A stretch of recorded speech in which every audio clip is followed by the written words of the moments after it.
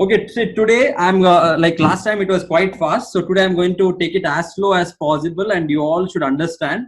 And along with that, I want you to interact with me. Okay, I want everyone to interact with me. So please keep answering whatever you feel like you keep answering. The first thing is how a X-ray works. I think you guys already know because you already had few classes. Okay, yeah. So how a chest X-ray normally works. Okay, so you have to understand the principle of X-ray first. Okay, so there is an X-ray tube. From the X-ray tube, the X-rays are emitted. Now, this X-rays emitted will go and hit into a screen.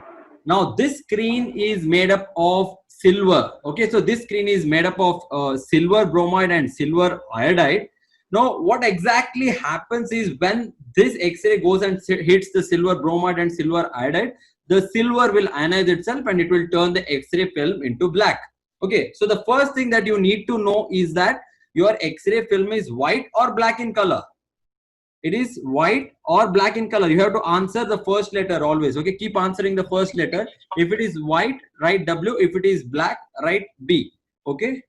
Yes, it is always white. No, whoever is thinking it is black, it is not black. Okay, it is always white. X-ray film before exposure, it is white. After the X-ray goes and hits the film, it will become black. So that's the first thing you have to understand. So how exactly we get a film? Now we get a film after the X-ray hits the film, it will turn black. Now there is a patient there. Now what will happen if there is a patient there? X-ray will pass through the patient body and some of them will not be able to pass through the patient because it will get destroyed. So only the things that can pass through it and hit the film will turn the X-ray film black. And this film that we get at the end is called as radiograph. It is not called as X-ray, it is called as radiograph. So whenever an X-ray is emitted, it goes and hits the body and then some of them will get attenuated, some of them hits the film, and that's how the film turns black. So this is a principle for both CT as well as X-ray or any modality that uses X-ray. Which is the other modality that uses X-ray? Okay, I don't think you guys might have heard about it, but you might have heard about it, but you don't know that DEXA. Okay, dual energy X-ray scan. DEXA is used for osteoporosis. Okay, so that is a one more modality which uses X-ray as its energy source. Okay, now once we get a film. See, this is exactly how the film is formed. Whenever there is a bone, it will not allow the X-ray to pass through it. Yes, CT and X-ray both uses X-ray as its energy. The additional one is the DEXA scan. Okay, now CT and X-ray both will pass through the human body and the bone will absorb some energy and allow it to pass through, will absorb the X-rays, will not allow it to pass through it. Thus only the place where this goes and hits the film turns black. Whichever the place where the X-ray is not hitting the film will remain white. And that's why the structures that will not allow will make it more and more whiter. So imagine there is air. Imagine there is air and imagine there is water. Which will allow more X-rays to pass through it? Which will allow more X-rays to pass through it? Yes, air will allow more X-ray to pass through. You just have to type A or W. Okay, first letter is enough for me. Okay, so yes, air will allow more X-rays to pass through it. So what will happen whenever there is air? Will it be black or white? B or W? Whenever the X-ray is there, it will become more and more black. So whenever there is water is there, it will become more and more. Water is there, what will happen? It will become more and more white. Yes, good. You guys are answering well. Now, this is one step. Now, you have identified air and water. Now, I'll ask you the third question. What will happen if there is fat? Mike, wait. Don't answer. There is fat. Is fat whiter than water or blacker than water? That is my question. Is fat whiter than water, blacker than water? Okay, everyone is answering white. Okay, so the first thing is we need to know which one is less denser. Okay, we need to know which one is less denser. If they have water, I put fat in it. Fat will float or fat will sink. Fat will float or fat will sink. Fat will float. Yes, fat will float. Correct, correct. Everyone's correct. So what does that mean? Which is more denser, fat or water? Yes, water is more denser. So more denser means which will attenuate more, fat or water? Yes, water will attenuate more. So which will look more blacker, fat or water? You understood? Which will be, yes, yes. Now everyone's catching up. I think, yeah, most of them are telling fat. Yes. So this is the principle. As the substance become more and more denser, more and more heavier. Okay, now second question. Out of water, out of air and fat, which is more whiter? I'm not telling white, more whiter. Air and fat, which is more whiter? Correct, correct. Everyone's correct. Out of, correct, correct. Everyone's correct. Yes, yes. Fat is looking more and more whiter. Out of water and bone. Out of water and bone, which is looking more whiter? Water and bone, which is looking more? Yes, correct. Bone is looking more. Yes. Now, next question. Soft tissue and water. Soft tissue and water, which is looking more whiter? Soft tissue and, yes, yes, soft tissue, soft tissue, soft tissue. Why soft tissue? Soft tissue. Yes, correct, correct. See, this is the one test in if you do when you do parathyroid resection. Okay, when you remove the parathyroid gland, what will happen? They will be removing the parathyroid. It's a very small gland. Now, what will happen to identify whether whether they have removed parathyroid gland or it is fat? They put it in the water. If it floats, then it is fat. If it doesn't float, then if it sinks, then it is a parathyroid gland. So that's how we differentiate tissues based on their density. So as I told, more denser it looks more whiter, less denser it looks more blacker. That's the most important principle that we follow. Now X-ray is very simple. You just have to pass and we get a 2D image. Okay, so I think you have learned already X-ray. 1 minute. Okay, yeah. So I have a small test for you guys because you have finished the chest radiograph already. I have few tests.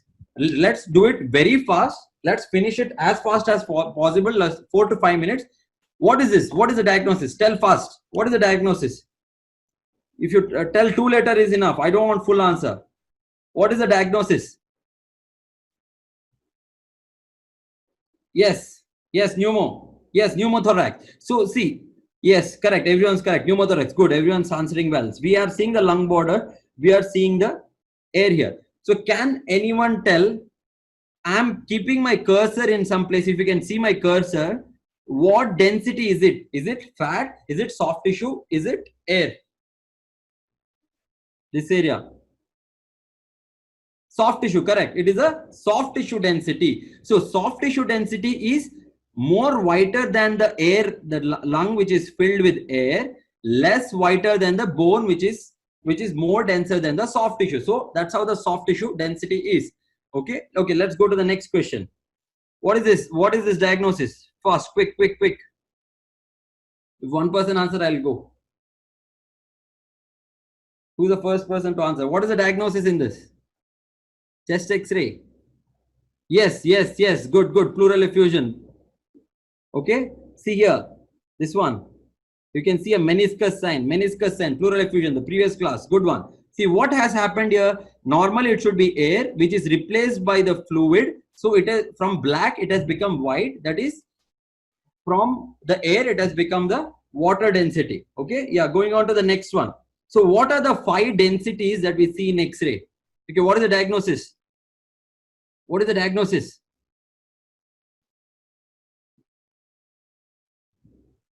Yes, what is there?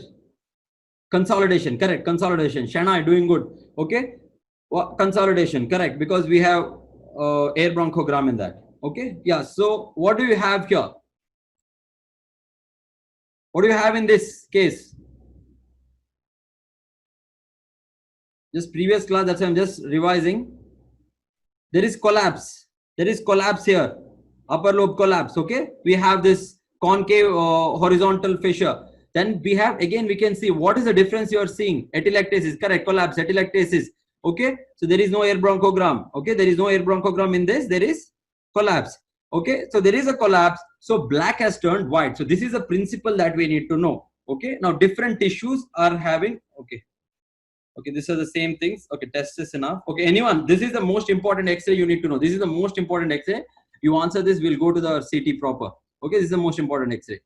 Come on, quick. What is the diagnosis? What is the diagnosis in this? What is the diagnosis? Most important X-ray. Okay, this is the, can you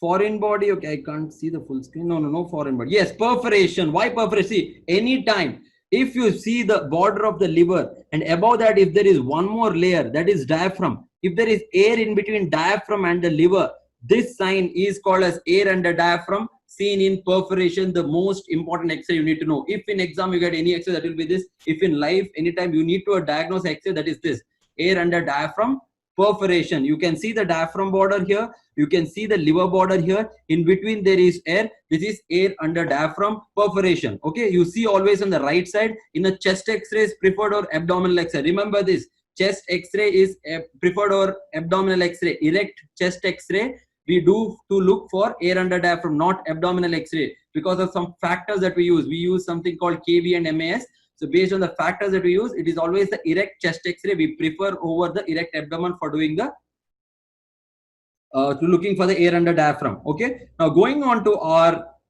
okay, so in CT, see, as of now we saw X-ray. X-ray is a qualitative method. It is not a quantitative method. It's more of a qualitative method. You can tell, is it more blacker, is it more whiter? That's it. Now what is a CT? Okay, CT is multi-directional X-ray. You put it, you send the X-ray from one direction, you send the X-ray from 360 degrees, you send the X-ray from 360 degrees, and you receive the value every time, and you calculate each point in the head. You calculate the density at each point. Okay, now we cannot represent the density of each point as such because it will vary a lot. So we compare this density with water. Okay, so what we do, we take whatever density we get minus the density of water divided by the density of water. Okay, so what we do, okay, 1 minute, I'll just,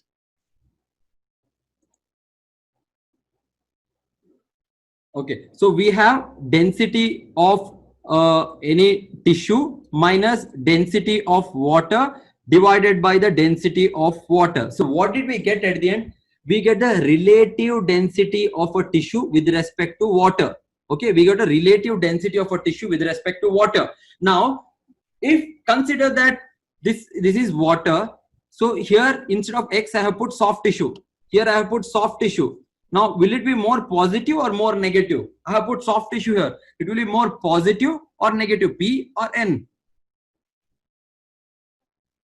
I have put the density of the soft, yeah, it will become more positive. I have put the enough, yeah, thank you, good, everyone, good. Okay, now if I have put a fat here, if I put a fat here, will it become more positive or negative? Now there is water. Yes, good, everyone, good. So fat became more negative. Now I have put bone here. I have put bone. Positive or negative? Positive, good, everyone, good, positive. The bone becomes positive if I have put air. Negative, everyone, good. Okay, air if I put, if it becomes negative. Now I said water. If I put water there, what will happen if I put water? If I put water, what will happen? 0, exactly. So that value is 0. If I put fat, what will happen? If I put fat, what did it happen? Negative. So let's take minus 100. Okay, negative, minus 100. Now imagine I have put air.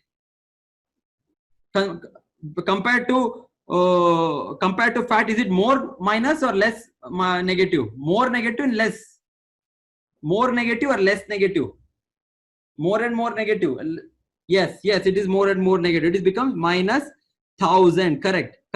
Now I have put soft tissue there. I have put soft tissue there. What will happen compared to water? Becomes positive or negative?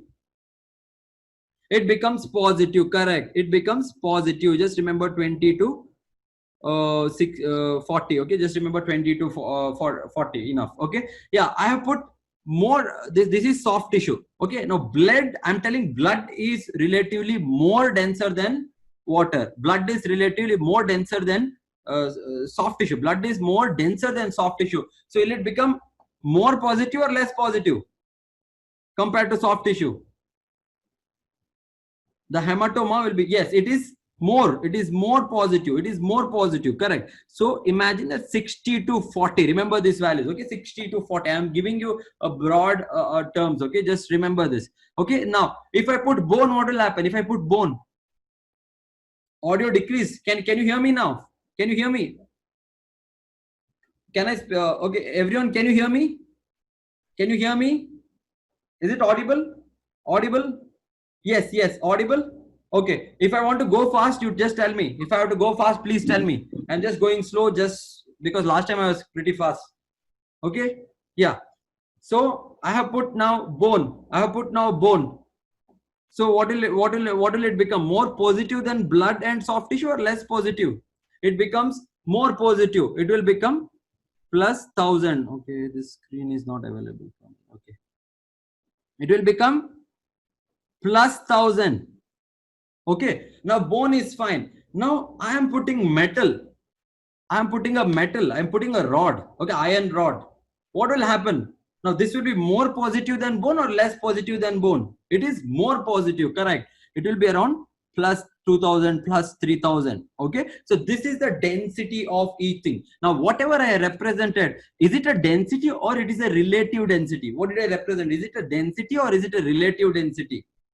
It is a relative density. I have put with respect to water. I have put with respect to water, and this is represented as Hounsfield unit. Okay, this is what is called as Hounsfield unit. Okay, this is what is called as Hounsfield unit. As I told before, in X-ray it was only qualitative. This is more of quantitative. I can start measuring. Okay, now we have got this relative density, that is with respect to water, and this is what we call it as Hounsfield unit. This is what we need to know first. So we have this minus 1000 corresponds to air.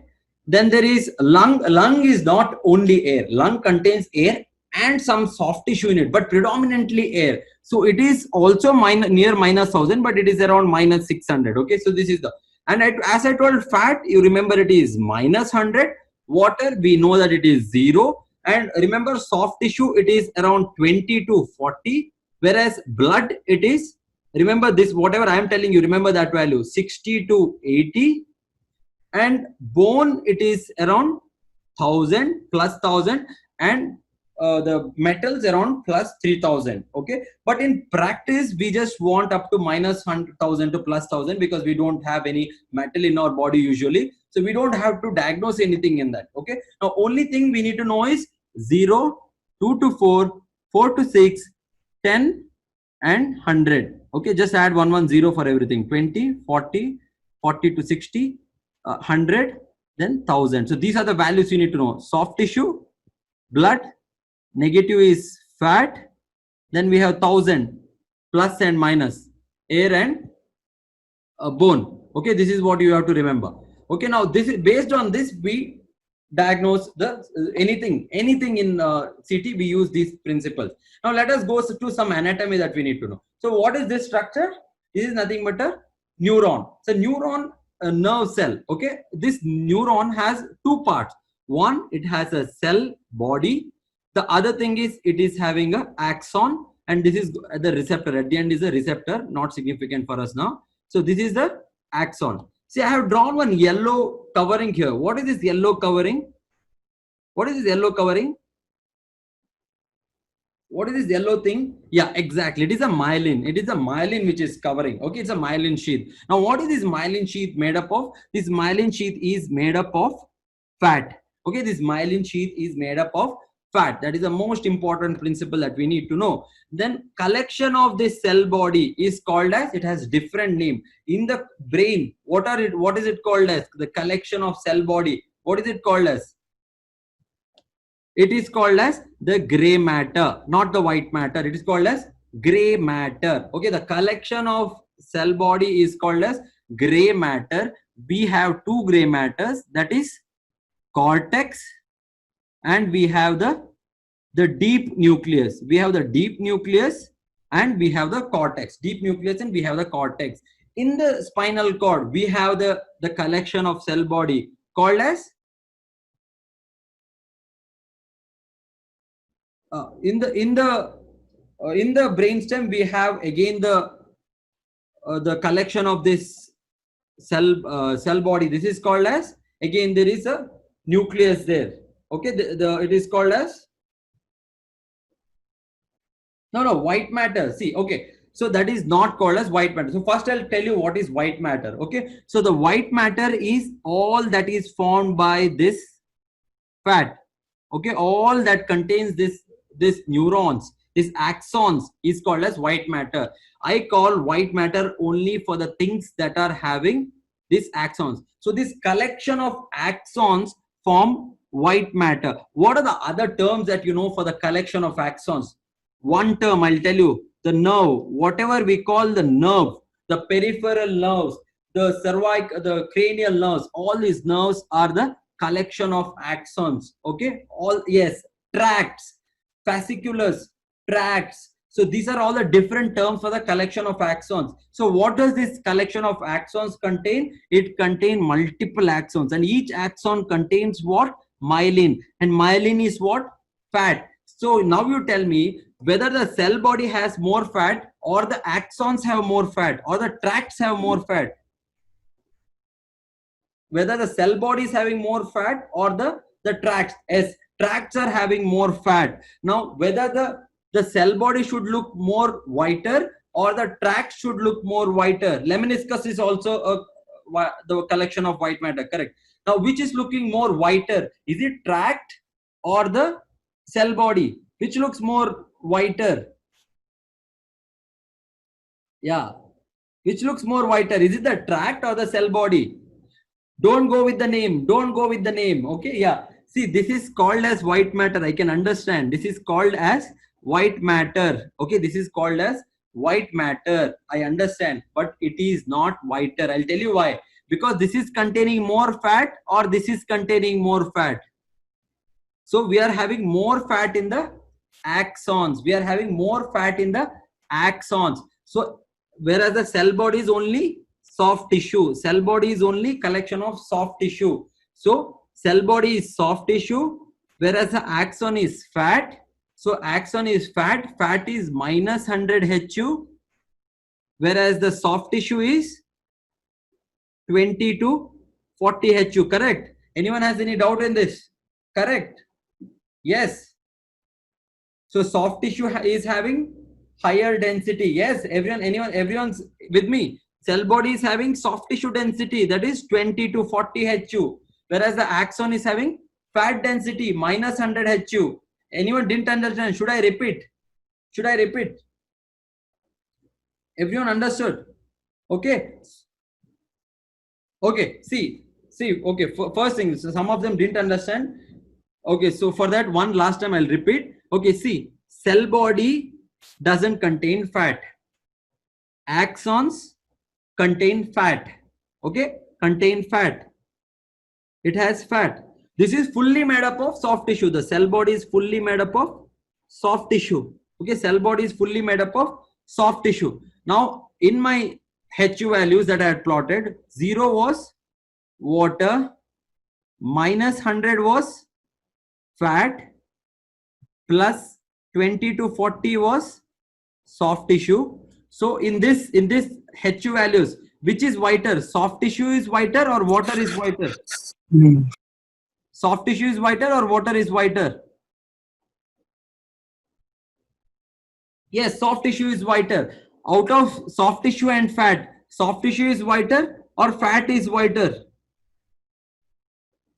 Soft tissue is whiter. Okay, understood. This you understood. Now put the same logic here. Either cell body should look whiter or axon should look whiter. Cell body should look whiter, axon should look whiter. Axon is containing fat. Okay, axon is containing fat. Axon is containing fat. So fat will look blacker and cell body looks whiter. Don't go with the the labeling white matter, gray matter. Don't go with that. It's exactly opposite. That's why I just made you the concept clear. Okay. Cell body is collection of all this is gray matter, and now gray matter looks blacker because the collection of cell body. White matter is collection of axons, so it should look more cell body. Sorry, last one. Cell body is containing the collection of cell body is called gray matter. It looks more whiter. Collection of axon is called white matter. It looks more blacker. Okay, that's the one thing that you have to remember because of the fat in it. Okay, yeah, okay. Okay, I have half an hour is done. Okay, so this is how a brain looks. This is the prosencephalon. This is not a CT, not an X-ray. This I just have got a diagrammatic representation on the right side. So outside we are seeing this whiter structure. Okay, I don't explain you in this. I'll give you in this. Okay, this almost looks like a CT. This image almost look. See, if neurons are unmyelinated, it can look like almost like a soft tissue density. Okay, but we don't have this dense non-dense collection of this axon, so it will look like if it is unmyelinated, it's always looking like a gray matter itself. Okay, unmyelinated always should look like a gray matter, but its collection is very small. The unmyelinated is smaller fibers we usually have. The thicker fiber is always the bigger fibers are always the myelinated fibers. Okay, someone had that doubt. Okay, so in this image we can see what is this structure. Now I'm drawing a line. What is this structure? That is the I can continue. I'll log in again, not an issue. Okay, so that is a gray matter. Now gray matter is looking more whiter. Okay, gray matter is looking more whiter. What is this? What is this area? What is this area? It is, yes, everyone's correct. White matter. It is white matter. Correct. It is white matter. So what is this area?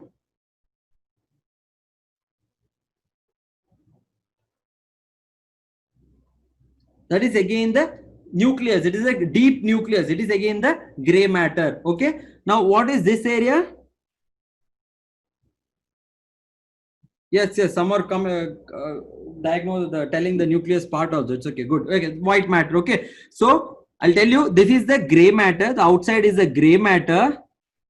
Cortex of the brain. It is collection of cell bodies. A collection of cell bodies from where the nerves come. So this is a gray matter. It is looking comparatively whiter.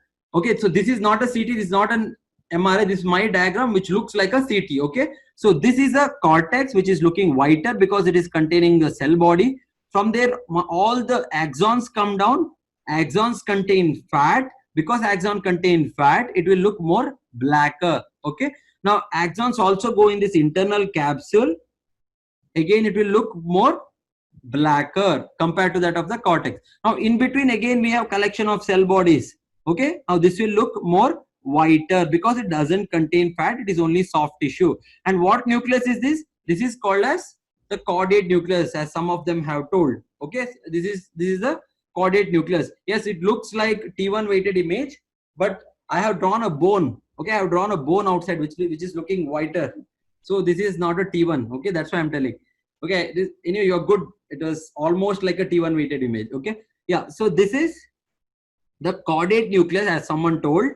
Outside is the putamen, and inside the putamen we have the globus pallidus. Inside the putamen we have the globus pallidus, and here we have the posteriorly we have the thalamus. Okay, posteriorly thalamus, caudate, globus pallidus, and putamen. So this is the putamen, globus pallidus, caudate, and thalamus. Now what is this structure here? What is this structure? Is it less black? It is more blacker or it is less blacker? It is more blacker than white matter or less blacker than white matter?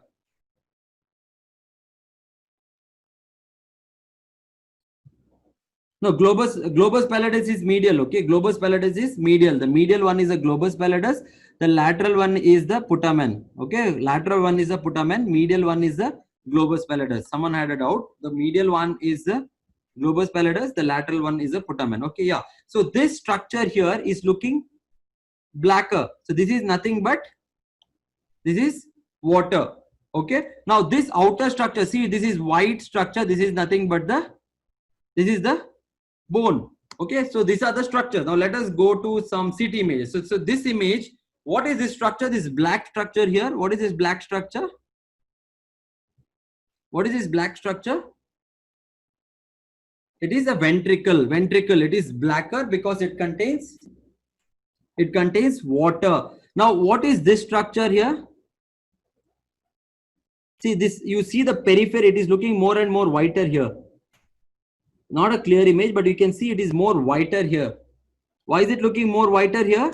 Because there is a gray matter, cell bodies, more, all the cell bodies are in the periphery. This is not a clear image, but peripherally we can see more whiter compared to this area. See this, what is this structure? What is this structure? The marked structure. The marked structure, whatever I have marked now, that is not gray matter. Whatever the structure I have marked, that's not a blood vessel. No.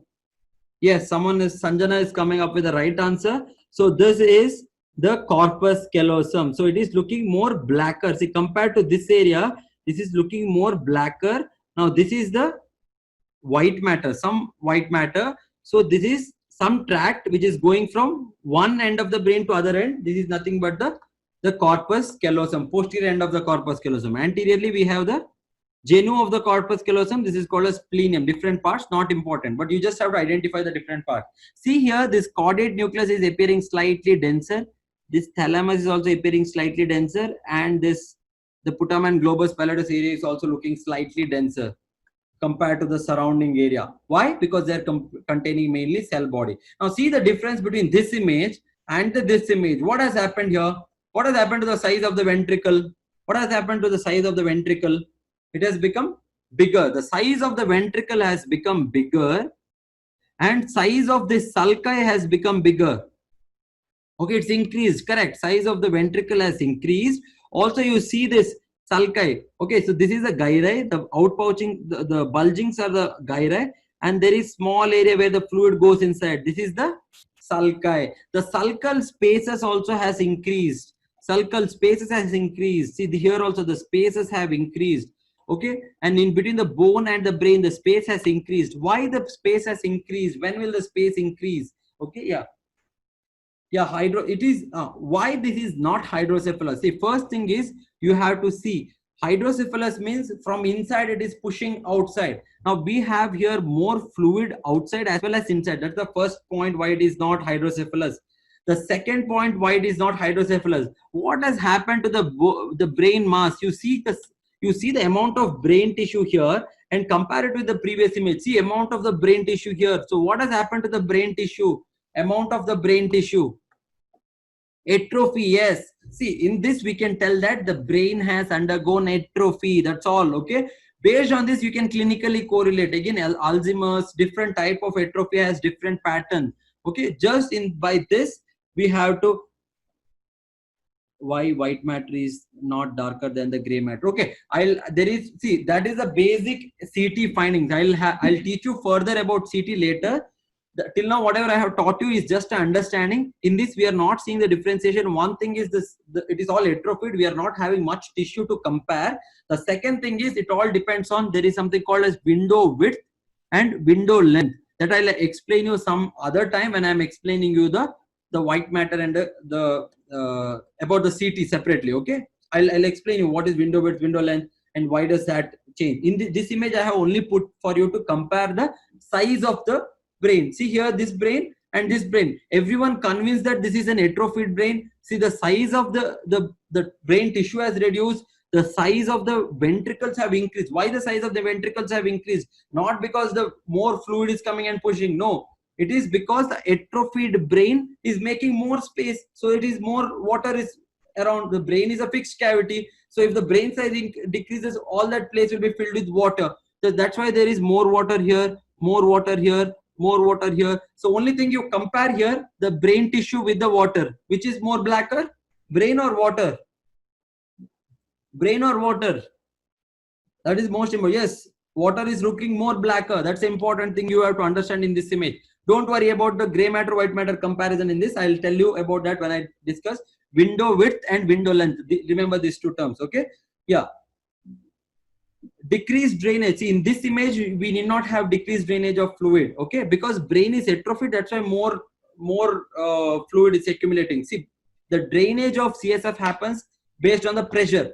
More the pressure, more drainage. Lesser the pressure, less drainage. Now, when the brain shrinks, no, pressure reduces. So, till the brain becomes more, the skull is filled with more and more water, it will not drain easily. So, once this is filled, the brain, everywhere it is filled with water, after that it drains normally, okay? So, only thing you have to remember is the brain size has reduced. See, everywhere brain size has reduced. We are not seeing any brain tissue here compared to this image. So that's why it is an atrophic brain. That's the first thing. And whenever you get a brain, you have to see. Again, this is one more example. That was a severe atrophy. This was less severe atrophy. Compared to this brain, this is a normal brain. This is an atrophic brain. You have see how nicely we can see the sulci and gyri. See here how difficult we can see the sulci and gyri. We can still see the sulci. Sulci is filled with water. So it is looking blacker than brain or whiter than brain? Blacker than brain or whiter than brain? The sulci. Blacker than brain. That's very important. Why? I'll tell you when we are coming up with that. I'll tell you why it is important. Okay. So this is theory, not important. See this in this image. Okay. It's difficult image. I'll not ignore. Okay. These are the lobes. Not important. One anatomy that you need to know now. Okay. Can everyone join back if I have continued this? Can everyone join back? Can I continue one more, like some 20 minutes? I'll finish the entire CT, whatever I have covered. Everyone can join. Yes. Okay. Most of them. Okay. Okay. It won't end. Someone is telling time limit is extended. It won't end. If it ends, please join back. I want to continue. Okay. Yeah. So now I'll teach you something. The anatomy of, till now we saw the anatomy of the brain. Okay. Now we have to see outside the brain.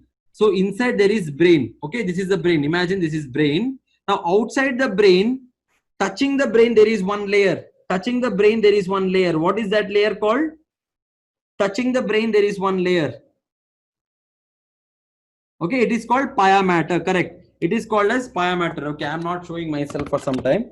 Okay, so this is the pia mater. Touching the brain, there is one layer. This is called as pia mater. Now outside pia mater, what layer comes outside pia mater? Outside pia mater, what layer comes? It is the arachnoid matter. Correct. It is the arachnoid matter. Correct. Okay. So in between arachnoid matter, so the outside, the touching the brain is the pia mater.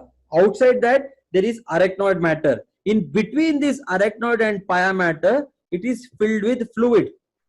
It is filled with fluid. This is called as subarachnoid space, and it is filled with CSF. Okay, it is filled with CSF. Now this is arachnoid matter.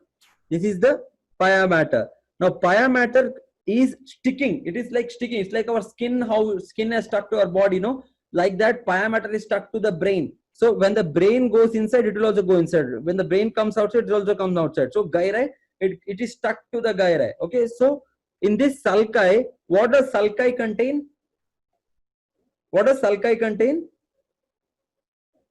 See, this is how the pia mater will be. See, this is how the pia mater will be. So this will be the brain inside the pia mater. Okay, this is the brain inside the pia mater. Now outside the pia mater, what do you have? Arachnoid space. Outside the pia mater, we have arachnoid space. Okay, arachnoid. In between arachnoid and pia mater is we are having this subarachnoid space, which is filled with CSF. Correct. Everyone is answering CSF. It is filled with CSF. Now what I want you to understand is this area, this area in between the two gyri, that is sulci, is normally filled with CSF. Okay, new participants grant permission. Admit all. Should I press admit all? I have pressed admit all. Is that enough? Okay. Okay, I'm continuing. Okay, so there is a CSF in between the gyri. Okay, so there is CSF in between the gyri. Now tell me, the CSF in between the gyri should look blacker or whiter? CSF in between the gyri should look blacker or whiter? Yes, it looks more and more blacker. Okay, CSF in between looks more blacker and than the brain, the cortex. Okay, now outside that we had arachnoid matter. Now let's go more outside. Outside the arachnoid matter, what do we have? What layer is this? What layer is this? Outside the arachnoid, it is the dura mater. Correct, it is the dura matter. Now see, the dura matter, no, it is tightly stuck to the bone outside. The periosteum is, it is tightly stuck to the periosteum. Okay, so the dura mater is tightly, see, if this is the bone, the dura mater is tightly stuck to it. It is stuck to it tightly. Below that we have one more membrane, that is arachnoid membrane. Okay, so that is just stuck to it, because this is not a periosteum or something. It is stuck to the dura mater. Okay, that is the arachnoid matter. Below the arachnoid matter, it is not stuck to anything. It is the fluid floating. Okay, fluid here. Now inside the fluid, what is there? We have the pia mater. What has happened to the pia mater? Tightly stuck to the brain inside. Tightly stuck to the brain inside. So this you have to understand. Okay, now if I put a methylene blue into the CSF, if I put a methylene blue into the CSF, will it go to this sulci? Will it go to this sulci? Will it go to this sulci? Yes or no? Yes, it will go to the sulci. So whatever I put into the CSF, it will go into the sulci. So that one thing you have to remember. Whatever I put into the CSF will go to the sulci. Okay? Yeah. So this is the same image. Outermost is the skull. Okay, outermost is the skull. Inside the skull we have here dura mater. Okay, then inside that we have the arachnoid layer. This is the arachnoid layer. Inside that we have the pia mater. This is the brain. Pia mater stuck to the brain, arachnoid stuck to the dura mater, and dura stuck to the cortex. Which color does subdural space appear in subdural space? Okay, I'll tell you everything one by one. Okay, I'll go to the brain. Okay, immediately. Yeah, so this is how the brain looks. Yeah, and one more thing. Yeah, one more thing. All the blood vessels, we have our circle of villi. Okay, we have our circle of villi. Okay, we need to know where are this circle of villi. Okay, where are this circle of, which layer does the circle of villi present? Is it in the subarachnoid space? Is it in the subdural space, or is it in the subpial space? It is in the subarachnoid space. Okay, it is present in the subarachnoid space. Now imagine in the subarachnoid space there is a blood vessel. If it ruptures, what will happen if this blood vessel ruptures? What will happen if this blood vessel ruptures? Where will it bleed? Subarachnoid space, subdural space. Yeah, it will have subarachnoid hemorrhage. So the cause of bleed in the subarachnoid hemorrhage is the circle of villi aneurysm rupture. Okay, cause of bleed in the subarachnoid space is the circle of villi aneurysm rupture. But if they ask most common cause of subarachnoid hemorrhage is, most common cause of subarachnoid hemorrhage, okay, I can hear. It is not berry aneurysm. Most common cause of subarachnoid hemorrhage is, okay, how to mute all. Okay, the most common cause of subarachnoid hemorrhage is trauma. The most common non-traumatic cause of subarachnoid hemorrhage is Berry's aneurysm. The most common cause in the brain, or it's always of hemorrhage in brain, is always the trauma. Okay, trauma is always the most common cause of any hemorrhage in the brain. Okay, most common non-traumatic cause is Berry aneurysm in the subarachnoid space. Okay, yeah. So going on to the next image. Yeah, so these are the different. Okay. Okay, so yeah, so what does this image show? Now this image represents a multiple level. So what is this structure here? What is this structure here? This structure here, the brain structure here is the midbrain. Okay.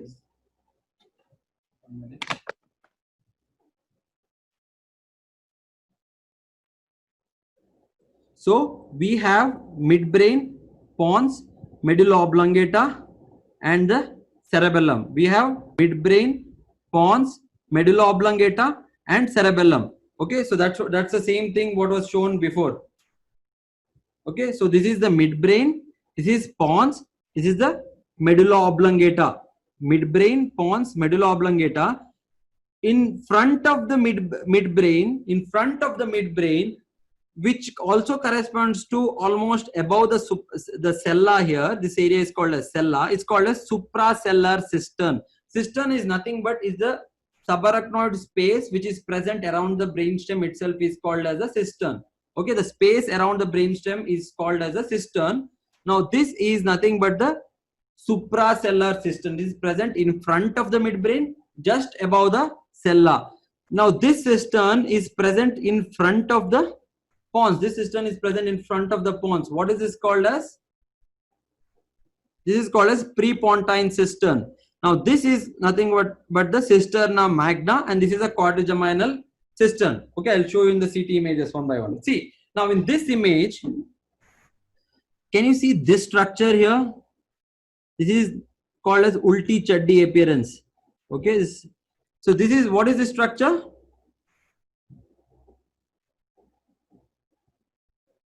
What is the structure here? Not clearly seen. This appearance. What is the structure? Midbrain. Yes, this is the midbrain. So what are these things here? Two bulbs here.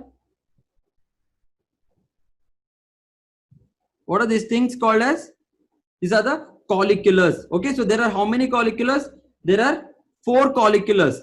Superior collicular, inferior collicular. So 4 in other term is called as quadri. Okay, so quadri. So what cistern is this? Quadri. It's in between 4 nucleus. Quadrigeminal cistern. It's in between 4 nucleus. Quadrigeminal cistern. In front of the midbrain. In front of the midbrain. Okay. Yeah, in front of the midbrain, this area, in front of the midbrain. So this is again, see this ulti chaddi. First I'll draw the midbrain. This is the midbrain. This is the quadrigeminal cistern. Now this, what will this area be called as? I showed you the previously. What is this cistern called as? In front of it, the black. It is black, filled with fluid. As I told, no, water is filled with fluid. The CSF is fluid, so it is appearing blacker than the brain tissue. Okay, in CT, don't try to compare gray matter, white matter. In CT, you just compare the water and the brain tissue, enough.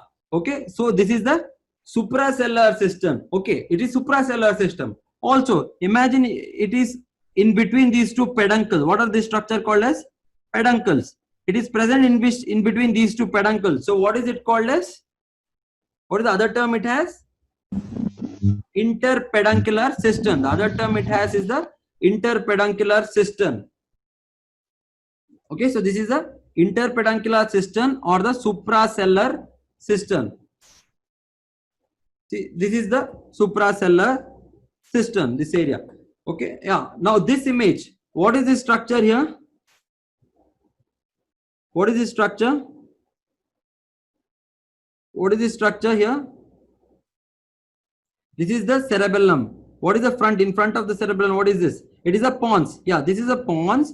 Behind the pons, we have the cerebellum.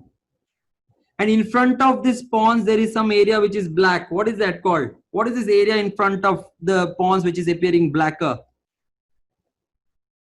Area in front of the pons, not behind the pons. In front of the pons.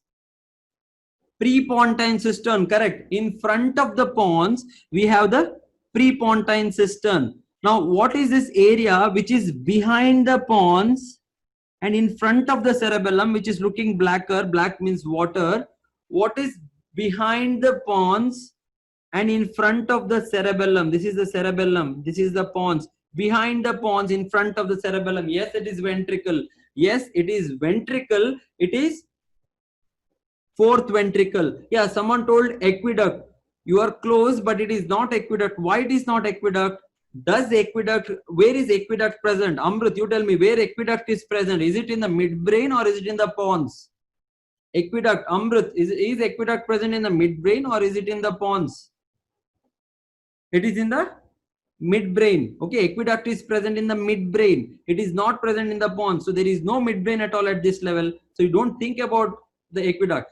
You are correct, aqueduct, because this continuation of this above is the aqueduct. So where we, in this image, we are not seeing clearly the aqueduct. Okay, so aqueduct will be this small dot here. Okay, it is not here. In MRI, I'll show you the aqueduct clearly. Okay. Okay, yeah. Okay, so that this is the prepontine cistern. This is the fourth ventricle. This is the cerebellum. This is the pons. Okay, and here in the front there is some brain tissue. What brain tissue is it? Here in the front there is some brain tissue. What brain tissue is it? Yes, it is temporal lobe. It is temporal lobe. Okay, yeah. So now let's go with the images. Okay, yeah. So what do, okay, this image is not that good. Okay, this image. So what are you seeing in this image? What are you seeing in this image? What are you seeing in this image? Is everything normal or is something looking different? What is looking different? You tell me enough. What is looking abnormal here? What is looking abnormal? What is looking abnormal? See, what is this area called? See, this is, okay, sorry, answer already came. Okay, that's okay. What is this area? What is this area called? What is this area? In the temple, yeah, this is the ventricle. So what normally, what should be seen in the ventricle? What do you see in the ventricle normally? Normally, what do you see in the ventricle? CSF. CSF is blacker than, yes, CSF should be black. Now, what are we seeing here? Is it as white as brain or more whiter than brain? Is more whiter than brain. It is slightly lesser whiter than the bone, not clearly seen in this image. So it is more whiter than the brain, that is a soft tissue, less whiter than the bone. What it can be? What it can be? Blood. So if the blood is in the ventricle, what can I call it as? If the blood is in the ventricle, what can I call it as? It is called as intracerebral, intraventricular hemorrhage. Intracranial, yeah, intracranial we call it as when the blood is in the brain tissue. Okay, when it is in the brain tissue. If I see white area here, then I call it as intracerebral hemorrhage or intraparenchymal hemorrhage. You don't try not using that term. Okay, cerebral, try not using that term. Intraparenchymal hemorrhage is this. Intraventricular hemorrhage is this. Okay. Now what will happen if the blood is, something is bleeding into fourth ventricle? Where will that go? Where will that blood go? Where will that blood go from the fourth ventricle? Where will that go? From the fourth ventricle, where will the blood go? It will not go to the first. Where it will go? It will go through the, what is foramen of Monro? It will go through the foramen of Monro. What is foramen of Monro? From the foramen of Monro. Who knows what is foramen of Monro? No, not spinal cord. First, where it is go? Foramen of Monro, it goes first. What is foramen of Monro? Okay, foramen of Monro is nothing but it is a connecting part between the lateral ventricle and the third ventricle. So blood will go from the lateral ventricle to third ventricle. From the third ventricle, where does it go? From the third ventricle, where does it go? From the third ventricle, where does it go? From the third ventricle, where does it go? Anyone? Aqueduct. Okay, aqueduct. Someone was asking, answering aqueduct there. No, so see again, this is your midbrain. Okay, this is your midbrain. Sorry for the images. I have some better images later. I'll show you that. So this is the midbrain. Okay, so this is the midbrain, and here we can see something is looking whiter. So what is this thing that whatever it is looking whiter? What is that whiter thing? What is when you mean when it is looking white? What does that tell us? Yeah, why is aqueduct looking whiter? Yeah, why is aqueduct is looking denser? Tell me, why is aqueduct? Yes, aqueduct is containing blood in it. Where does this blood come from? This lateral ventricle. So whenever lateral ventricle bleeds, no, the blood goes along the foramen of Monro into the third ventricle. From the third ventricle along the aqueduct. See, what is this structure here? What is this structure here? What is this structure here? What is this structure here? Pons, yes, pons. What is this structure here? cerebellum. What is there in between this cerebellum and pons? What is there in between cerebellum and pons? It is the fourth ventricle. So this is the intraventricular hemorrhage in which the blood has extended into all these areas. Okay, this is an intraventricular hemorrhage which has gone into all this area. Everyone's clear about intraventricular hemorrhage. Next time if you have to see intraventricular hemorrhage, you see all the ventricle, see the densities. If it is looking more whiter than the brain, it means that it has to be blood. Okay, there is nothing which is more whiter than the brain.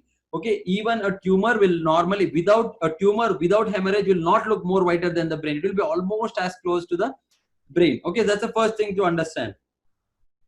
Okay, not moving.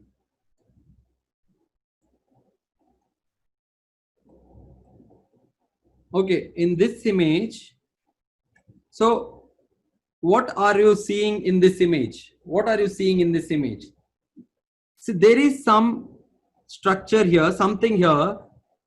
Is it looking as, oh shit. Is it looking as whiter as brain or the whiter than the brain? What is this structure? Is it looking as white as brain or slightly whiter than the brain? It's more whiter. Okay. Midline shift is there. Good, good, good. Okay. Midline shift is there. That's okay. Now, what is this structure here? Is it looking as white as the brain or more whiter than the brain? Okay. Someone is answering subarachnoid hemorrhage. Okay. I'll tell you why it is not subarachnoid hemorrhage. Okay. Yeah. Yeah, it is looking more whiter than the brain, less whiter than the bone. So it is in between the bone and the brain. So it has to be blood. That's the first thing. So you know that there is some blood. Okay, there is some blood. Some has told, no one has told the correct answer. Some has told, now some, okay, extradural, subdural. Okay, yeah, good. Some are coming. So first thing you have to identify, if you guys identify it is blood, it is enough now. It is blood because it is having more whiter than the brain, less whiter than the bone. Now, why it is a subarachnoid hemorrhage? Why it is subdural hemorrhage? Why it is extradural hemorrhage? That you have to answer. Now, the first thing is, now someone has answered subarachnoid hemorrhage. Why it is not subarachnoid hemorrhage? I will tell you. Now, what is this structure here?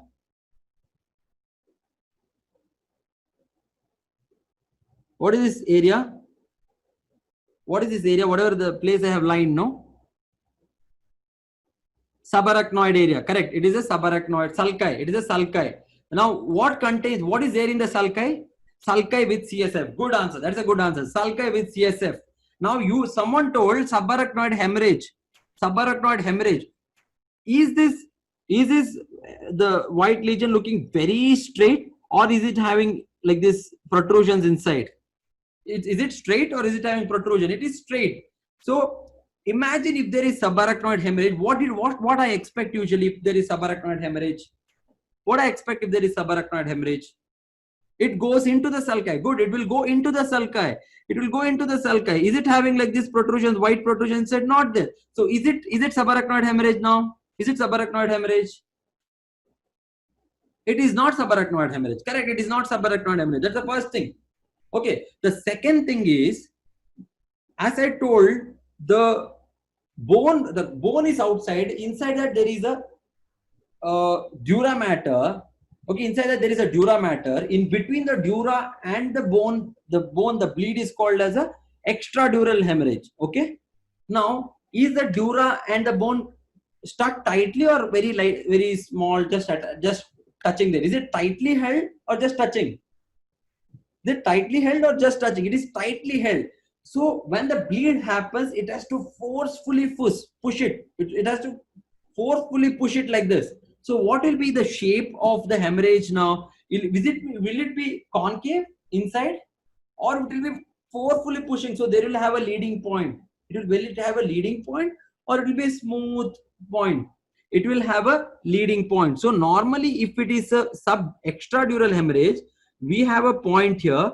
From there, it will be forcefully pushing outside like this. So it will have, what shape is this called as?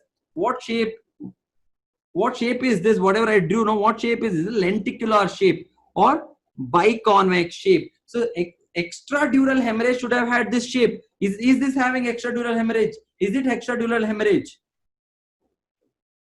This is not having biconvex shape. So this is not an extradural hemorrhage. So this is not an extradural hemorrhage. So rule out the extradural hemorrhage. Okay. So this is having what shape?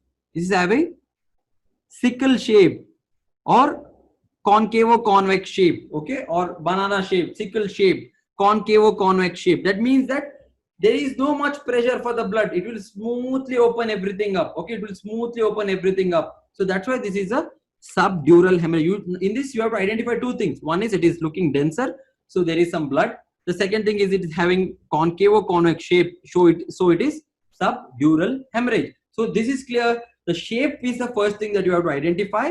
Biconvex is extradural hemorrhage. Sickle shape, banana shaped or concavo-convex shape, whatever we are seeing here, is a subdural hemorrhage. And if the same picture, if you have with some inside lines, then it is a subarachnoid hemorrhage. But subarachnoid will not have this much thick separation of the brain from the bone. That's the first difference. The shape is the first difference. What is no? Okay. Shape is the first difference. Okay. The second thing that we have to see now dura is tightly stuck to the periosteum. So what will happen? It will be, there are multiple sutures in the brain. Okay, I'll tell you what is darker in front of the blood. Sanjana, I'll tell you. Okay, you just wait. I'll tell you that. Okay, so first thing is we saw the shape. Next thing is the dura is tightly stuck to the periosteum of the bone, and wherever the suture comes, there is multiple fibrosis present there.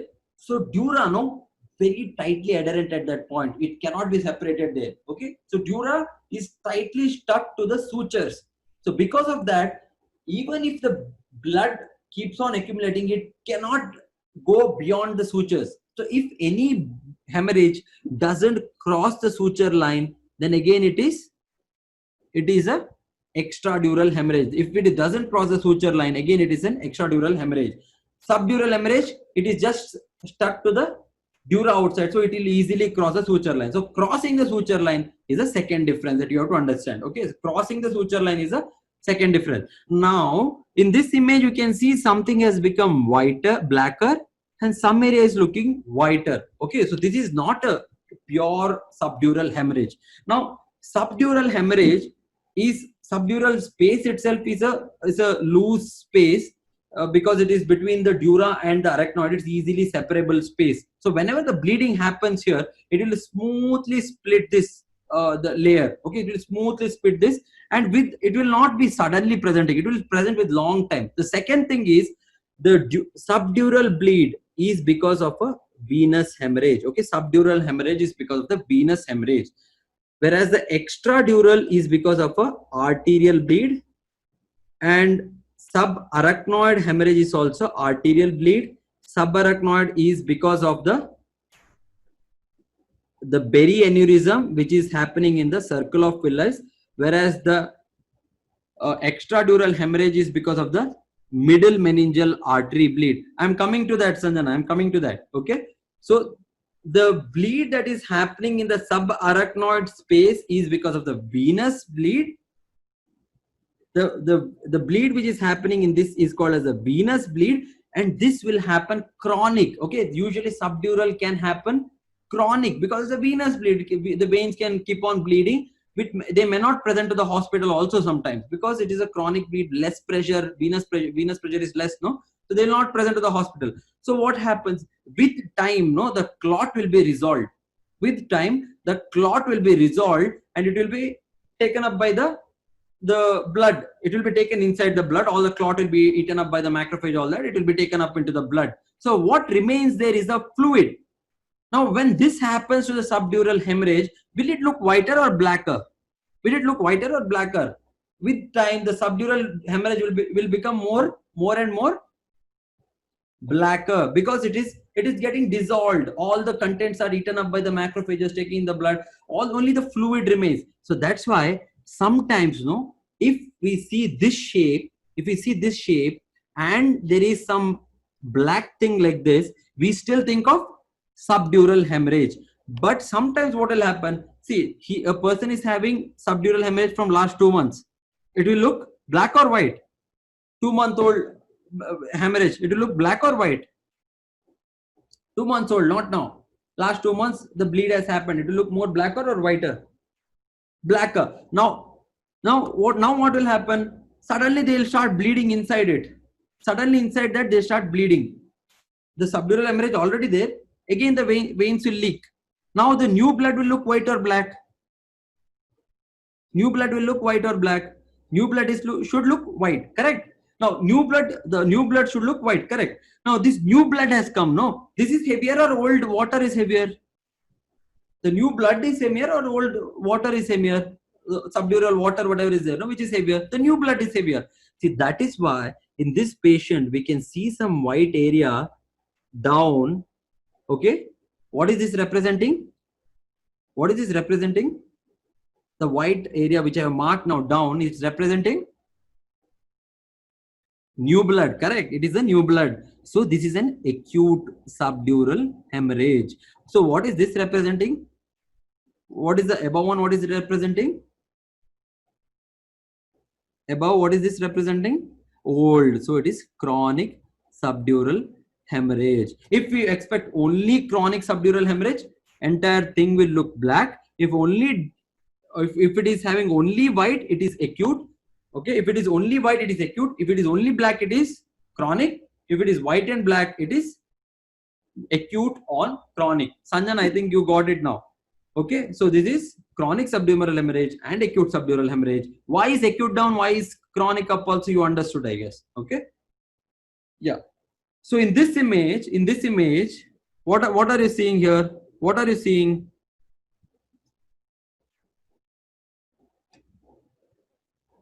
What are you? Okay, oh shit.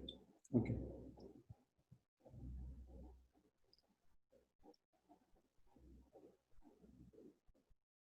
Where did that go? Okay, this is one more example of chronic stage. Okay, I lost that image actually. Okay, I'll show you. Okay, now this what is this representing? What is this representing? This image? That was extradural hemorrhage. Everyone's right. I'll show you one more image. No problem. What is this image representing now? Where is the ventricle? I'll show you. I'll mark the ventricle. This is the ventricle. See, this is the ventricle. This is the ventricle. Is the ventricle looking whiter? Is the ventricle looking whiter or blacker? Is the ventricle looking whiter or blacker? Blacker. So is there blood inside or not? No blood. No blood. So it's not a bleed in the blood. Now what is this structure here? What is this structure? What I drew? What is this structure? Ulti chaddi, I was telling. Yeah, midbrain, correct. Okay. In front of the midbrain, what we had here?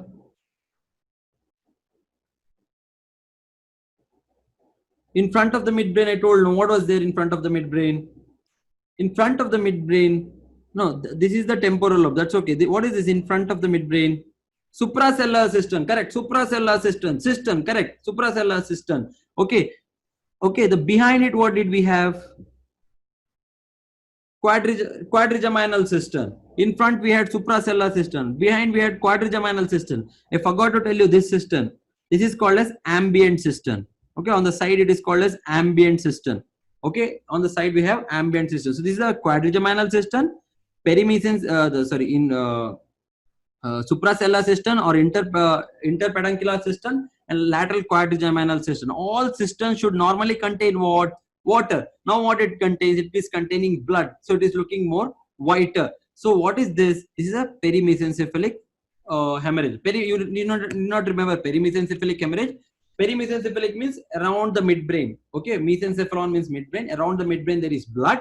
So this is a perimesencephalic hemorrhage. So it is a part of subarachnoid hemorrhage. Okay, it extends along the subarachnoid spaces. See here, can you see one line here? White, appearing white. One sulci appearing white. Can you see one sulci appearing white? This what is that white sulci is nothing but a subarachnoid hemorrhage. I told you, whenever the subarachnoid hemorrhage is there, the blood goes into the sulcal spaces. Now, what is this image showing? What is this image showing? There is a white structure here. What is this image showing?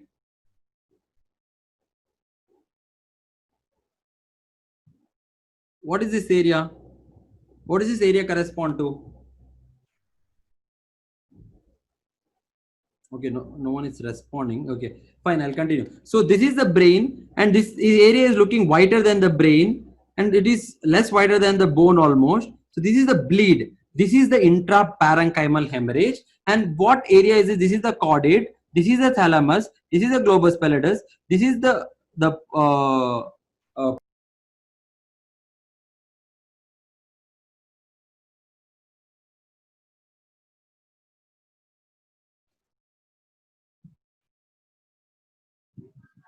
okay.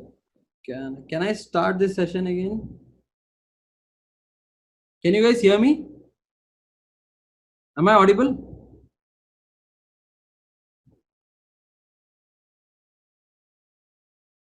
Okay, am I audible? Okay, I'm sorry, the session is going beyond the time that I thought it will be. Okay, last few slides, I think it's fine, right?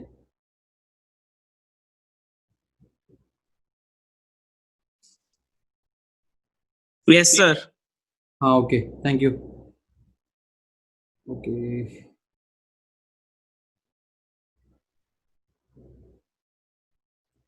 Okay, so what are you seeing here? What are you seeing here? Can you see this image? See, this is the brain. Don't worry about white matter, gray matter. Okay, I'm not going to talk about white matter, gray matter now. So don't worry about white matter, gray matter. What is this structure you are seeing? Is the brain. What is this structure which is looking brighter than the brain? What this should be? What this should be? What is structure? It is blood. Correct. It is blood. Okay, which area is this blood in? Which is this structure will come here usually? Which structure comes here usually? It's a putamen. Okay, so this is the caudate, thalamus, globus pallidus, putamen. So this is where the putamen is present, and this is the place where the most common hypertensive bleed happens. The most common hypertensive bleed site is the putamen. Okay, so this is the putaminal bleed, intraparenchymal bleed, or intracerebral bleed. This is the most common site of the hypertensive bleed. Okay, so the next image, so this is the same thing. So normally what will happen, this is the putaminal area. So this is the caudate, this is the thalamus. Normally intraparenchymal hemorrhage, when it cannot tolerate the pressure, it will open up into the intraventricle. Okay, so you always, when you see intraventricular hemorrhage, see the parenchyma also. Is there any hemorrhage? Okay, this is the most important for you clinical set. So what are you seeing in this image? So what are you seeing in this image? What is the shape of the hemorrhage here? What is the shape? Okay, I'm not able to see.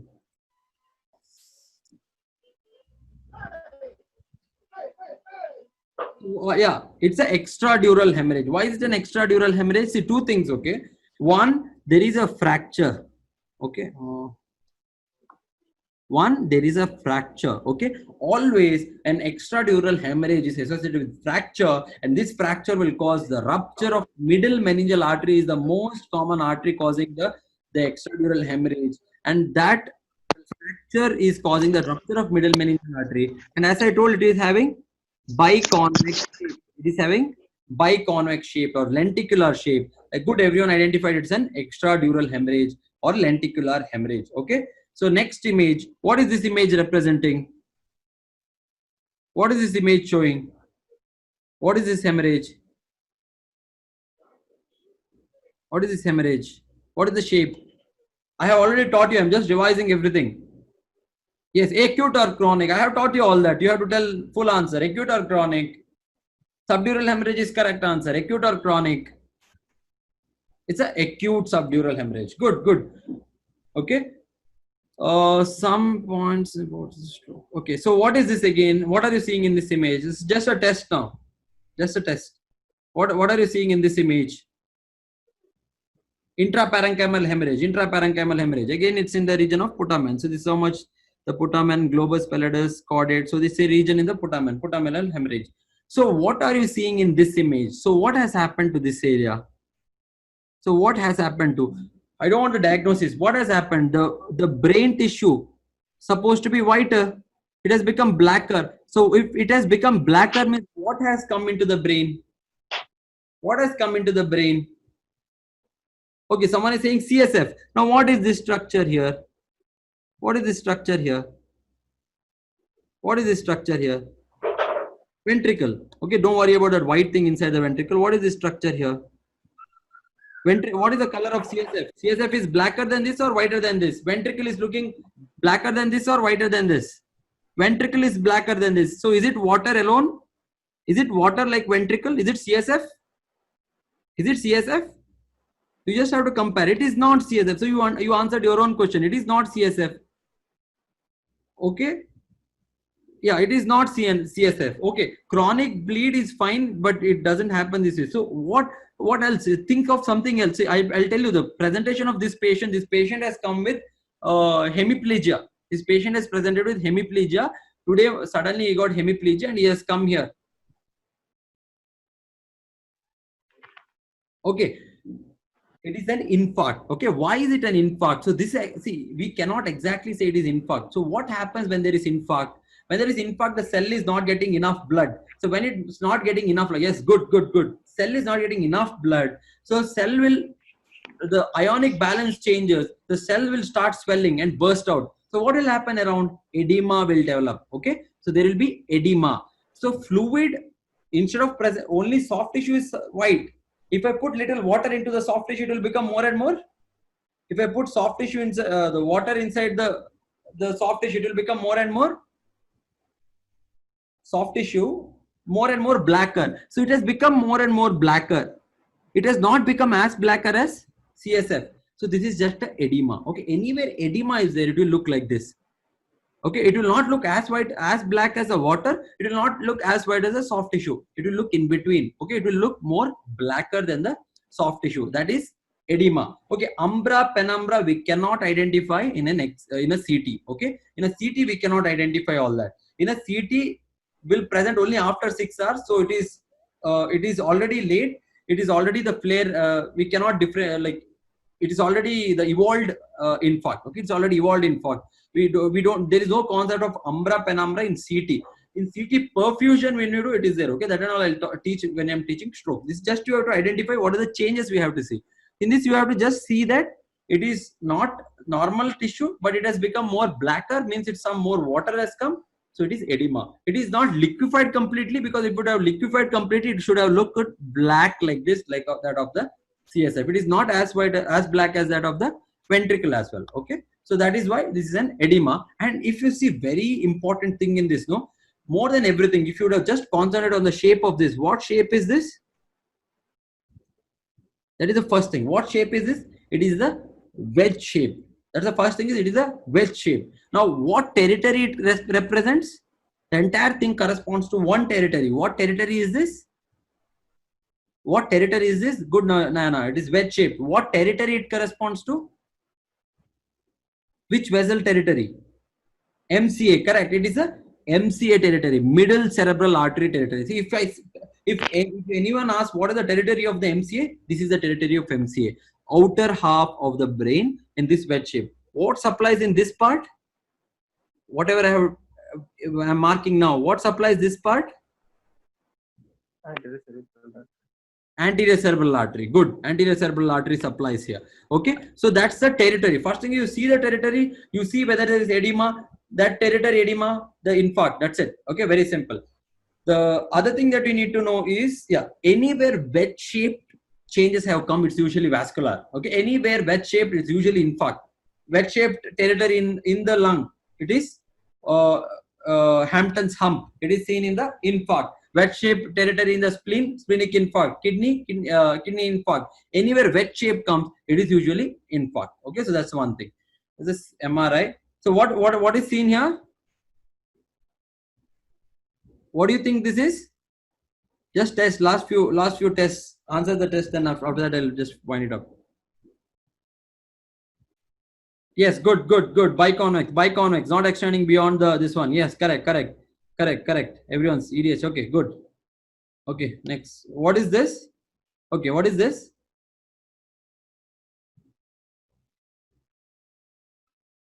What is this?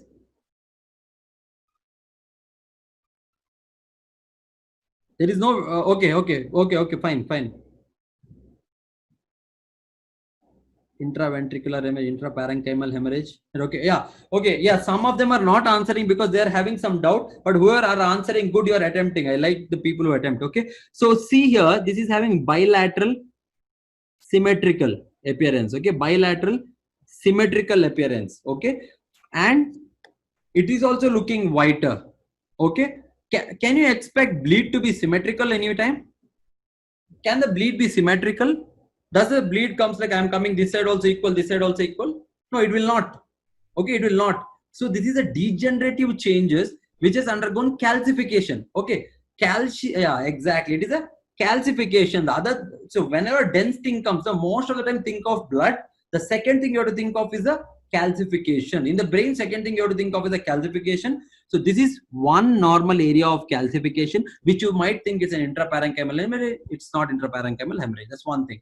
Now, what do you see inside this? Some had a doubt that is it intraventricular hemorrhage. Can you see intraventricular hemorrhage floating? Can you see intraventricular hemorrhage floating? Is it floating? What about the center? I'll tell you about the center also. Can you see intraventricular hemorrhage floating? No, it shouldn't float because it is denser than the water. So what is this floating? So what structure is always floating inside the ventricle? Inside the fourth ventricle, what structure is floating normally? Choroid plexus, correct. Good, Shanai. Choroid plexus is present. Now, one choroid plexus undergo calcification, it looks like this. Okay, it looks like this. It's you need not remember all this. I'm just telling you. Sometimes calcification also looks like this. You just have to use that some common thing that it will not float all that. Okay, now what is this is nothing but the pineal gland hemorrhage or habenular commissure hemorrhage. Sir, is calcification comes together bilaterally? Yes, calcification can have unilaterally also, but calcification can come bilaterally also. Okay, and other thing is, see why this is calcification. 2-3 points. One, it is having some dots. Okay, some dotted areas. Blood will not come like this dotted. Okay, the other thing is it is not having edema around. Usually bleed will, if small bleed is less common, and if it is very small bleed we cannot see on CT. If it is large bleed, it will have edema. How will edema look? How will edema look? How will edema look normally? Blacker. It will look blacker than the normal brain. Okay, this image is not good enough. Okay, so what are you seeing in this? What are you seeing in this? What are you seeing in this? Can anyone identify anything? Any change?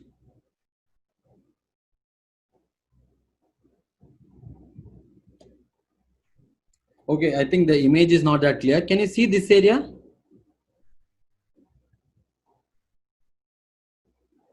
What has happened there around? What is this? What has happened?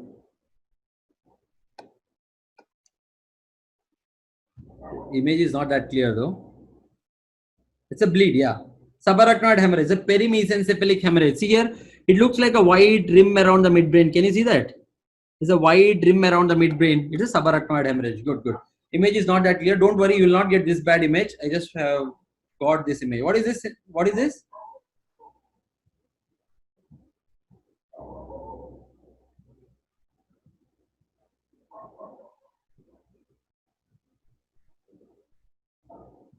Subdural hemorrhage. Correct, it is subdural. It's extending all the way till here. It's having white and some black area also. So acute on chronic it is. Okay, acute is there. Yeah, predominantly acute. There's some chronic component also here.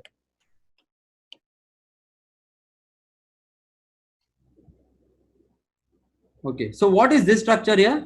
What is the marked thing? What do you think it is? What do you think it is?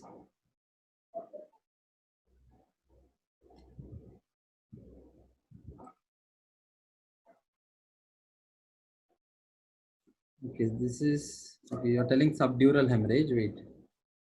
Yeah, Sanjana is getting it. I'll tell you with the one more image I had. It got slipped somewhere. Yeah. In this image, I can compare. See, can you see this? What is this? What is this structure? What is this area? What is this area? What is this? Okay, see, I'll make you answer this yourself. See, what is this structure here? What is this area? This area, can you see it is blacker than the brain? This area. It's not artifaction. I'll tell you what it is. What is this structure here? You answer now this. Don't answer that. I don't want the diagnosis. What is this structure? Ventricle, correct. What is this? In the ventricle, what is this? Whatever the yellow I have shaded, no, what is there? What is there in this area? Inside the ventricle, what is CSF is there? Okay. CSF is there. CSF is water. So this is looking more blacker than. Is it looking more blacker or whiter? This area. Is it looking more blacker or blacker? So what is the black thing? What is possible? More blacker than water? Water. What is it? What is more blacker than water? Air. Yeah. Air. Yes. So air inside the brain, what is it called? Fat will not be this black. Okay. Fat will not be this black. Fat will not be this black. Okay. No, air embolism is inside the vessel. Air inside the brain. What is it called as?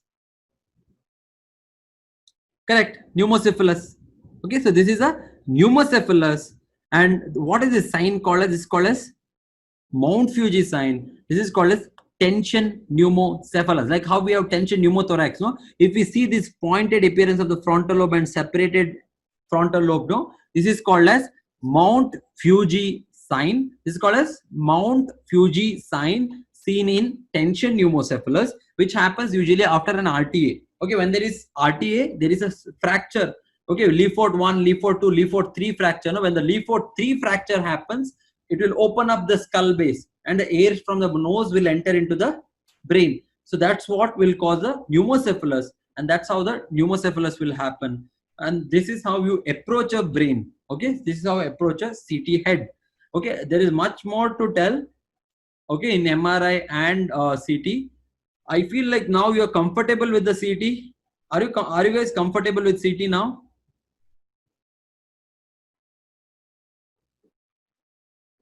Are you guys comfortable with CT? Okay, you can answer something at least, right? Okay, okay, that makes me feel good. Okay, so what is this structure now again? What is this structure again?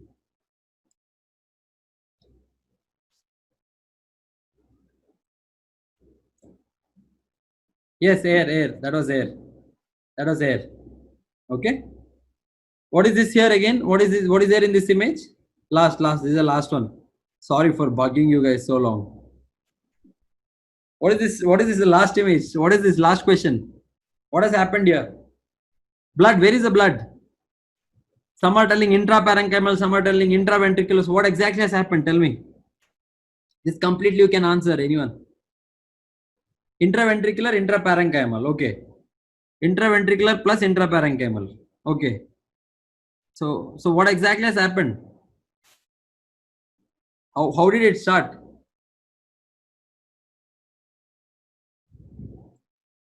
So it's an intraparenchymal hemorrhage. I told no, it's a putaminal hemorrhage which is extending into the ventricle.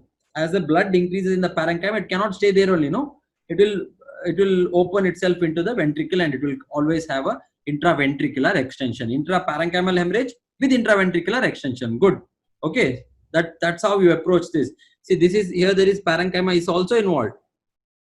Okay, then it has extended into the ventricle as well. So intraparenchymal hemorrhage extending into the ventricles. Okay, so this is how you approach a CT. I think I have covered, like now you guys can see any CT and like try to analyze yourself. You might get the answer. How to know that, sir? See, intraventricular hemorrhage can never enter into the brain, can it? Because it has a separate flow. Intraventricular blood will always flow along its flow. Where does it go? It goes into the third ventricle. When the pressure increases, it goes into the third ventricle to it will go to the aqueduct to go fourth ventricle to the through the subarachnoid space, and it will be going into the subarachnoid space. If it still increases, before it goes inside the brain, patient will die. It will not have so much of pressure. But inside the parenchyma, when the pressure keep on increasing, it has no other place to go. Unlike ventricle, here it has to go into the place where it can open up. It is putamen is more close to the ventricle, so it open up into the ventricles. Okay, yeah. So that's about it. If you guys have any doubts, you can ask me. What level? No. See, first thing is I have that image with me. I'll show you what level to know in CT. I have some images. I have drawn some images. I'll show you that. Okay, see, this is not a CT image. This is just image that I have drawn. Don't look white, black, and all. Don't think of all that. This I have just drawn the image. Okay. So what do we see here? See, what do we see? We see ventricles here, lateral ventricles. We'll see the third ventricle. And what is this opening called as? What is this opening called as? What is this opening called as? What is this opening called as? Monro, yes, Monro, foramen of Monro. Okay, so lateral ventricle, foramen of Monro. Then again, the posteriorly we are seeing the posterior part of the lateral ventricle. So this is, and along with that, there are these nucleus. Okay, this is thalamus. This is caudate. So this is the putamen, globus pallidus. Now this is easy to identify. You know which section is this? Which section is it? This is at the level of the basal ganglia or at the transthalamic section. And the thalamus is a transthalamic section. One thing, okay? You will know which section it is. Now, if I go down, if I go down, I will see cerebellum, and I'll see temporal lobes like this. Orbits will be seen. If I go down, okay? If I go down, now if instead of that, if I go up, I will not see any what is that, basal ganglia, but I'll see both the lateral ventricle in the medial. Okay, what will happen to the lateral? See, lateral ventricle, it will come close in the midline, go away posteriorly. Okay, when it goes posterior, it go away. When it comes anterior, it go away. In the middle, it will be closer to each other. So that closer part will be slightly higher. Okay, so today you just go see the image of a ventricular system, how the lateral ventricle arranged. It is coming from down, comes up, goes close, goes down and away. Okay, so at a level higher, you see the lateral ventricle coming closer to each other and separated by a small membrane. What is that membrane? Anyone knows what is that membrane which separates the two lateral ventricle? What is that membrane which separates the two lateral ventricle? Membrane separating the two lateral ventricle. Septum pellucidum. Good. Septum pellucidum. Okay. So that's the septum pellucidum. So you see like this, and the tail of the caudate, body and tail of body of the caudate, we can see along the lining. So this is a classical picture. One step above the transthalamic. So I have told transthalamic. If I go below, what will happen? You will see midbrain. You will see the cerebellum. You will see temporal lobe, and you will see the eyes. If I come one step above, you will see like these two ventricles are coming close to each other, and two caudate bordering them. And if I go one step above, what will happen? You will not see any ventricle, and you will see only one plane. This is the only place you will see one playground here, two playgrounds here, and cortex around it. Okay, it's the only place you see this. This is about the last 2-3 levels. So this is the last level. So if I go down, I see two ventricles coming close to each other. If I go more down, I see the transthalamic section. I go more down, I'll see cerebellum, I'll see pons, I'll see temporal lobes, I might see midbrain, or I might see medulla oblongata, and I'll see the orbits and the nasal cavity. So this is how we identify the sections. Okay. Any other doubts? Okay, when to prefer CT and when to prefer MR. Okay, see, first thing is, any stroke patient comes, no, what is the main thing? Any stroke patient comes, you can clinically tell the patient is having stroke. So what is the first thing that you do? What is the main treatment for stroke? What is the treatment that you give for stroke? What is the treatment you have for stroke? What is the main treatment for stroke? The drug for stroke? Anticoagulant. Okay, anticoagulant. So to give anticoagulant, only one thing we need to know. What we need to know?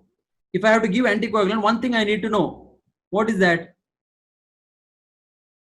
Is there a bleed inside? Is it an hemorrhagic stroke? In hemorrhagic stroke, you should never give the anticoagulant. You forget about clot is there or not, no problem. Even if the patient, even if you don't know that patient is having infarct, no problem. But one thing you need to know is that is the patient having hemorrhage inside? Is the patient having bleed inside? If there is a bleed, you never give anticoagulant. So that's why the first thing that you have to do to see the bleed is do a CT. Okay, as soon as the patient comes, you can do a CT. It is very fast. It will not take even 2 minutes to finish one head CT. You can immediately give your anticoagulant. Okay, thrombolysis you can do. Okay, yeah. Which artery thrombosis is where? Okay, no. Which artery thrombosis is where you don't need to know first. Okay, first thing you need to know is there bleed or not. If there is no bleed, immediately give the therapy. Okay, you can immediately start the treatment. Now MRI comes into picture within 6 hours. No, if there is no bleed, there is no bleed now. Now no bleed, you have started a treatment, but you are not sure is there infarct or not. After 6 hours, CT also will pick up infarct. Within 6 hours, you don't know whether there is infarct or not. But the earliest thing to see an infarct is a MRI. MRI can pick up even after 30 minutes of stroke. It can pick very easily. As soon as the stroke happens, it can be seen. Within 1 hour, we can diagnose everything. And we can differentiate umbra and penumbra using the MRI. So earlierly, we will do to look the earliest stroke, the infarct, everything we will do MRI. To look for bleed, we will do CT. Any trauma patient, you do only CT. You don't do MRI. Okay. Any trauma patient, you do only CT. You just have to know where are the fractures, where is the bleed, is there a midline shift? That's all. Okay. Is there a midline shift? These are the three things you need to see in the CT. So, is there a bleed? We always do the CT. Okay. ECT in CT, how to identify thrombotic stroke. See, thrombotic stroke will have edema. Okay, once the thrombosis happen, the cell will die.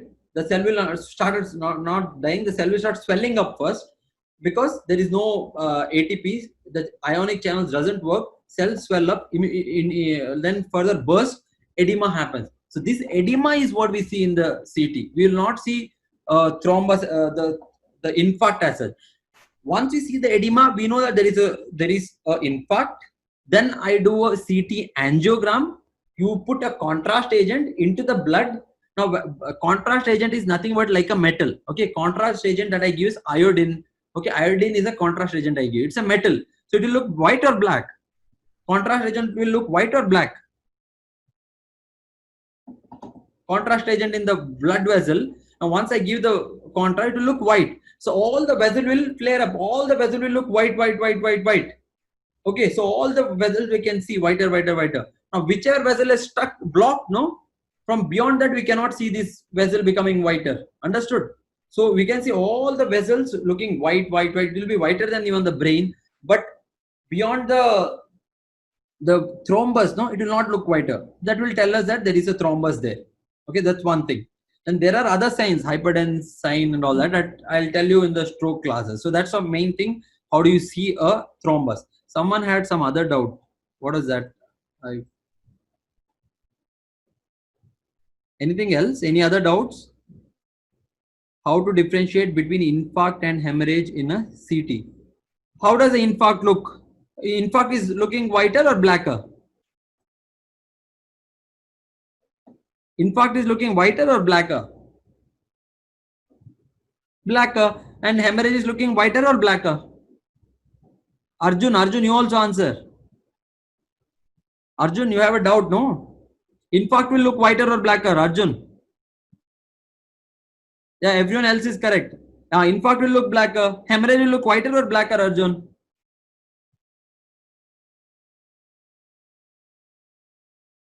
Yes, so you differentiated, no? Clear? Arjun, you understood? Okay. Anyone else? Any doubts?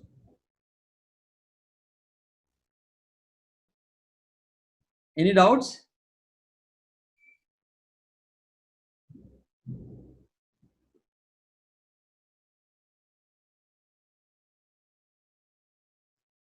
Putaminal hemorrhage, the vessels there come are very fragile, and there are multiple vessels which are coming, the feeders, no? There are multiple small vessels. We call it lenticulostriatal vessels. They're very small vessels, multiple vessels are coming, and they're very fragile because of that. And multiple vessels are there. So putaminal hemorrhage is most common in the hypertensive hemorrhage.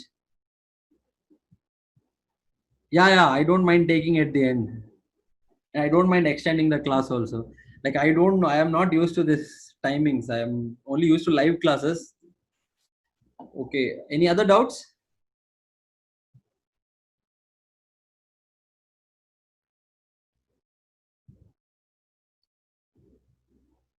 Lacunar infarct is nothing. It's a small, very small infarct, which usually will not pick up earlier. Only in MRI will pick up. Once a cell dies, now what will happen to that space? In future, what will happen to that space? Once infarct happens, now what will happen to that space? Now today as infarct, after 1 year, what will happen to that space? One small infarct has happened. It will form a cavity. Yeah, it will form a cavity. Normally, cavity is filled with what? A cavity is filled with what? A cavity will be usually filled with what? Fluid. Fluid, correct. See, fluid, correct. Okay, everyone is correct. Someone was telling why calcification won't. Okay, so a lacunar infarct is nothing but a small infarct which has happened after a long time. That small round thing with filled with fluid will be there. That itself is lacunar infarct. Okay, understood. So you just have to see the CT. Somewhere one small round thing looks like CSF is inside it. It is a lacunar infarct, old infarct. Okay, acutely you see in MRI. That when I teach MRI, I think I can tell you better. Okay, yeah. Someone was telling calcification. Okay, so whenever the infarct happens, no, it is a natural phenomenon that macrophage will come and eat everything and go back. It is not a pathological phenomenon like how it happens. Some organism has come. There is a lot of war going on. There is some lot of resistance. That's when the calcification starts setting in most of the time. In fact, usually it will be eaten up by the macrophage. Everything will liquefy themselves. They're like normal process. No, there is no extra things there. So they will liquefy themselves and they'll all filled with fluid. So there won't be calcification usually. Okay, usually you will see small fluid filled spaces. If the large hemorrhage, entire area will become liquefied. Okay, entire area will become liquefied. You may not see the entire brain. You might see one thin rim there. That's all we'll see sometimes. Okay, so that is what we see when there is chronic infarct. Okay, see, white, correct. This doubt is very interesting. The white matter is having myelin. White is not more blacker than CSF. Is it having only myelin or something else also? Is it having only myelin? Myelin is covering what? Yeah, myelin is covering what? A soft tissue component, a axon, normal regular axon. It is also normal soft tissue. So it is not purely water. If it was purely water, purely fat, if it was purely fat, it should have been more blacker than the water. But this is not purely fat. Correct. So it is not more blacker than the fat. Understood?